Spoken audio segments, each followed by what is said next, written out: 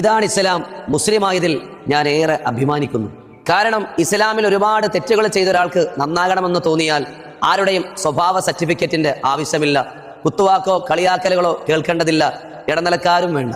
ആത്മാർത്ഥമായ മനസ്സോടുകൂടി ചെയ്തു പോയ പാപങ്ങൾ ഏറ്റുപറഞ്ഞ് പൊട്ടിക്കരഞ്ഞ് അള്ളാഹുവിനോട് നിന്റെ ഏകാന്തതയിൽ നീ ദുആ ചെയ്താൽ മാത്രം മതി.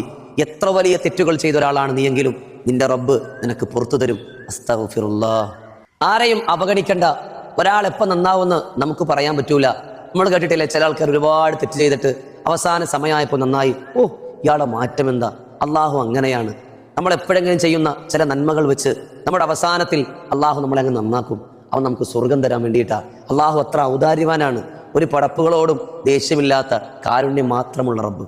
ഒരുപാട് സെക്സ് സിനിമയിൽ അഭിനയിച്ച ഷക്കീല എന്ന സിനിമാ നടി, അവർ ഈ പരിശുദ്ധമായ റമളാനിൽ പുണ്യമായ മക്കയിലെത്തിയില്ലേ? അവർക്ക് നന്നാകണമെന്ന ആഗ്രഹം പ്രകടിപ്പിച്ചില്ലേ? അള്ളാഹു അവരുടെ ഹൃദയത്തിലും ഈമാന്റെ വെളിച്ചം നൽകിയില്ലേ? ഞാൻ ഇങ്ങനെയുള്ള വീഡിയോ ചെയ്തപ്പോൾ പലരും എന്നെ വിളിച്ചു, ഉസ്താദ് നിങ്ങൾക്ക് നാണമില്ലേ ജാസിയുടെ ഒക്കെ നന്മ പറയാനോ? അവനൊക്കെ പിഴച്ചതാ, നന്നാവൂല. അങ്ങനെ പറയരുത്. കാരണം എത്രയോ പേർ എൻ്റെ സ്വകാര്യതയിൽ എനിക്ക് മെസ്സേജ് അയച്ചിട്ടുണ്ട്. ട്രാൻസ്ജെൻഡറുകൾ തന്നെ, അള്ളാഹുവെ എനിക്ക് ആ സമയത്ത് എടുത്തു ചാടി ചെയ്തു പോയതാ, മാറണമെന്ന് ആഗ്രഹമുണ്ട്, പൊട്ടിക്കരയാത്ത ദിവസങ്ങളില്ല, അള്ളാഹു എൻ്റെ പാപങ്ങൾ പുറത്തരുവോ, പറ്റിപ്പോയതാ ഉസ്താദെ. നമുക്കറിയാതെ ഒരുപാട് പേരുടെ മനസ്സുകൾ നന്നാകാൻ ആഗ്രഹമുണ്ട്.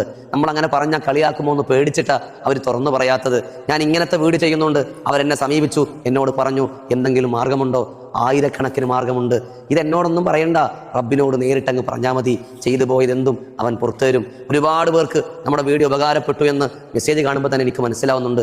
ഞാൻ ഇങ്ങനെ തന്നെ ചെയ്യൂ. കുറേ ആൾക്കാരിലേക്ക് എത്തട്ടെ, അവർക്ക് മാറ്റമുണ്ടാകട്ടെ. അള്ളാഹു നമ്മളെല്ലാവരെയും സ്വീകരിക്കട്ടെ ഈ പുണ്യമാസത്തിൽ.